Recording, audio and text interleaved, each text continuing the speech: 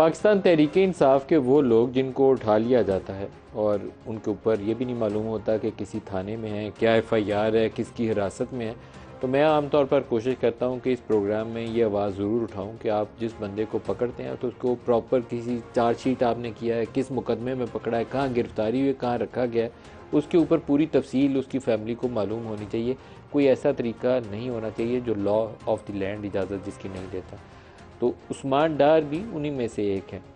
कल उनके भाई का एक बयान भी सामने आया, लेकिन अभी थोड़ी देर पहले प्रोग्राम से मुझे पता चला है कि उस्मान डार काफ़ी हद तक उनका सॉफ्टवेयर जो है वो अपडेट हो चुका है और कुछ नई ज़बान में वो बात कर रहे हैं।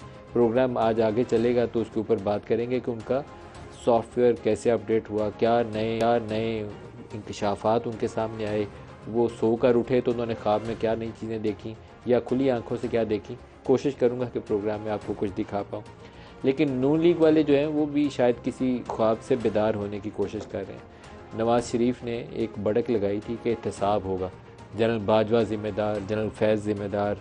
एक दफ़ा उन्होंने एहतसाब करने की कोशिश की थी जनरल मुशर्रफ का और उसका नतीजा उन्हें मालूम है। तो शायद ये बात वो दोबारा भूल गए कि मुशर्रफ का वो एहतसाब क्यों नहीं कर पाए, और उसका बड़ा क्लियर जवाब ये था कि इस्टेब्लिशमेंट अपने फॉर्मर किसी आर्मी चीफ को जेल के अंदर डलवाने पे तैयार नहीं है। और नवाज़ शरीफ ने वो कोशिश करके देख ली थी, नाकाम हुए। सियासत में बेपनाह गलतियां नवाज़ शरीफ ने की। ये कहा जाए कि सारा कुछ किया धरा जो था इस्टेब्लिशमेंट का था तो गलत होगा, क्योंकि नवाज़ शरीफ पैदावार एक इस्टेब्लिशमेंट की एक सियासत के नतीजे में सामने आए थे। 81 में एक जनरल ने उनको सेलेक्ट किया, 80 की दिहाई में उन्हीं के साथ सियासत की, फिर उन्हीं की बदौलत वो चीफ मिनिस्टर पंजाब बने। मोहतरमा को इक़्तिदार से दूर रखने के लिए IGI बनवाई गई और उसी के नतीजे में बाद में नवाज़ शरीफ जो थे वज़ीर आज़म पाकिस्तान भी बने। तो ये सारा कुछ करने के बाद बहुत ज़्यादा आप जमहूरी सोच के दावेदार हों तो बात बनती नहीं है। पूरा सफ़र आपका उन्हीं के कंधों पे गुजरा है। इमरान खान का भी यही अलमिया है। इमरान खान का 2011 से लेकर 2018 तक का सफ़र जो था वो उसी इस्टेब्लिशमेंट के कंधों पे बैठ के ही गुजरा था। उसी के नतीजे में वो वज़ीर आज़म बने थे। फिर जब उन्हीं को आंखें दिखाई तो उन्होंने उठा के बाहर फेंक दिया। तो ये तरीक़ाकार पाकिस्तानी सियासत को ना आगे चलने दे रहा है और ना मुल्क को आगे चलने दे रहा है। नवाज़ शरीफ और PMLN इस वक्त अजीबोगरीब दोराहे के ऊपर खड़े। वो कौन सा बयानिया लेकर मैदान में जाए, क्योंकि इमरान खान ने जितनी पॉपुलैरिटी ली वो 27 मार्च उस तकरीर के बाद ली जब उन्होंने एक वो ख़त लहराया कि ये एक अमेरिका से धमकी आई है, और फिर उन्होंने कहा यहाँ बैठे हुए मीर जाफ़र, जनरल बाजवा को उन्होंने कहा यहाँ बैठे हुए मीर जाफ़र और मीर सादक ने उनकी हुकूमत गिरा दी है। ये वो बयानिया पूरा साल लेकर 9 मई तक चलते रहे, और 9 मई को उन्होंने वो बेवकूफ़ी की जो किसी सियासतदान को नहीं करनी चाहिए। उन्होंने अपनी फ़ौज के ऊपर चढ़ दौड़े। मैं बार बार इस चीज़ को दोहराता हूँ कि ये सियासत नहीं है, ना ये कौमी मुफाद है कि आप इस कौम के नौजवानों को अपनी फ़ौज से लड़ा दें। ये मुल्क दुश्मनी थी जो उन्होंने की, और सियासत में भी बहुत बड़ी गलती की।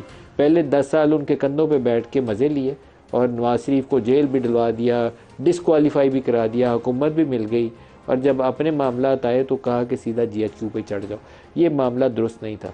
लेकिन अब नवाज़ शरीफ के सामने एक चैलेंज है।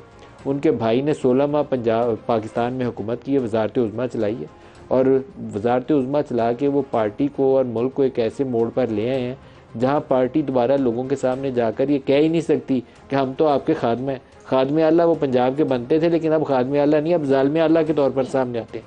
इसलिए कि आटे की कीमत 2 गुना होगी, चीनी की कीमत 2 गुना होगी, रुपया जो था वो 250 से लेकर वो 325 तक ले गया। अब बड़ी फ़ौज ने डंडे दिखा के कुछ लोगों को बताया कि सीधा रास्ता कौन सा है, तो वो दोबारा 284 पे आया, ये अभी 250 तक जाएगा। लेकिन इसमें शहबाज शरीफ की कारकर्दगी सिवाय इसके कि वो मदासराई फ़ौज की बहुत करते रहे, सब आर्मी चीफ का नाम लेकर शाबाशियाँ देते रहे। वो बताते थे कि विजन ही इनका था, नहीं तो मुझे पता ही नहीं था। तो भाई आप करने क्या आए थे? अगर उनका विजन है तो फिर उन्हीं को कर लेने दो। तो ये कुछ वो करके गए हैं पाकिस्तान के साथ भी और अपनी जमात के साथ भी। अब PMLN के पास कोई बयानिया नहीं है।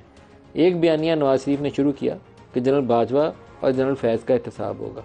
जिस दिन बयान दिया उसके 24 घंटे के अंदर अंदर शहबाज शरीफ को यहाँ से दोबारा लंदन भेजा गया, और उसके बाद नवाज़ शरीफ का और PMLN का सॉफ्टवेयर अपडेट हो गया। अब सॉफ्टवेयर अपडेट ये है कि हमने सब कुछ अल्लाह पे छोड़ दिया है। नवाज़ शरीफ किसी से बदला लेने नहीं आ रहे, वो तो पाकिस्तान की खिदमत करने आ रहे हैं और पाकिस्तान की तकदीर बदलने आ रहे हैं।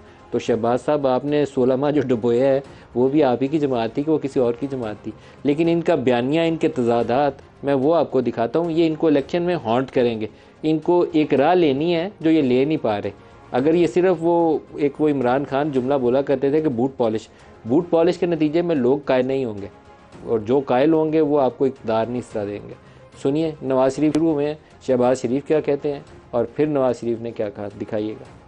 मुझे बताएं, ये इन हालात से दो चार करने वाले मुल्क को और हम सब को, कौम को, वो कौन है? कभी उनका एहतसाब होगा या नहीं होगा? 4 जज बैठ के तो करोड़ों लोगों के मैंडेट वाले वज़ीरान को चलता करते हैं। उसके पीछे जनरल बाजवा और जनरल फैज है। इन लोगों को स्पेयर करना जो है ना, वो बड़ा जुल्म होगा। ये लोग काबिल माफी नहीं है। 21 तारीख को नवाज शरीफ पाकिस्तान वापस आ रहा है, इंतकाम लेने के लिए नहीं। जिन किरदारों ने नवाज शरीफ के साथ जुल्म और ज्यादती की वो आपको अच्छी तरह इल्म है, लेकिन फैसला ये करना है कि आके इंतकाम लेना है कि यतीमों और गरीबों की उनकी खिदमत करनी है। तबाहकारियों का कौन जिम्मेदार है? जनरल कमर जावेद बाजवा साहब, ये सौगात आप ही की दी हुई है। आपने हमारी अच्छी भली चलती हुकूमत को रुखसत करवाया और मुल्क और कौम को अपनी ख्वाहिशात की भीड़ चढ़ाया। जवाब आपको ही देना पड़ेगा। आपको जनरल फैज, ये सब कुछ आपके हाथों से हुआ है, जवाब भी आपको देना होगा। अब ये तय कर ले PMLN कि शहबाज शरीफ वाली राह पे चलना है कि नवाज शरीफ वाली राह पे चलना है। वोट लोगों से इस दफ़ा आसानी से नहीं मिलने वाले। पंजाब के अंदर जो सूरत हाल है, और नवाज शरीफ शायद पाकिस्तानी सियासत से उनका डिस्कनेक्ट जो है बहुत ज़्यादा हो चुका है। बाज़ लोगों का ख्याल यह है कि यहाँ पॉलिटिकल ऑर्डर चेंज हो चुका है। जो जमातें रवायती तौर पर बारी बारी आती थी, हुकूमत लेती थी, पीपल्स पार्टी और नून लीग, इस दफ़ा जब वो मैदान में जाएंगे तो उनको पता चलेगा कि लोग आ नहीं रहे हैं। मरियम PTI के दौरे हुकूमत में जितने जलसे पंजाब में करती थी, भरपूर जलसे होते थे। पंजाब में जितने बाई इलेक्शंस हुए, इवन KPK के अंदर जो बाई इलेक्शंस हुए, सिवाय एक नशिस्त के सियालकोट की सूबाई असम्बली की, तमाम बाई इलेक्शंस PMLN जीती थी और मरियम एक पॉपुलर लीडर के तौर पर नज़र आती थी। अभी पिछले 2 जलसे जो उन्होंने किए हैं, उनको जलसा कहना काफ़ी मुश्किल काम है। और शहबाज शरीफ के पीछे या हमज़ा के पीछे तो जितने बंदे, मरियम, अगर मैं कहूँ कि वो जलसा नहीं था, बड़ी कॉर्नर सी मीटिंग थी, तो हमज़ा के लिए और शहबाज के लिए उतने बंदे भी नहीं निकलेंगे। तो ये लोगों से कैसे वोट लेंगे, कैसे कैंपेन करेंगे, ये भी एक सवालिया निशान है। आज के प्रोग्राम में हम इसको पीपल्स पार्टी भी इससे मुख्तलिफ नहीं है।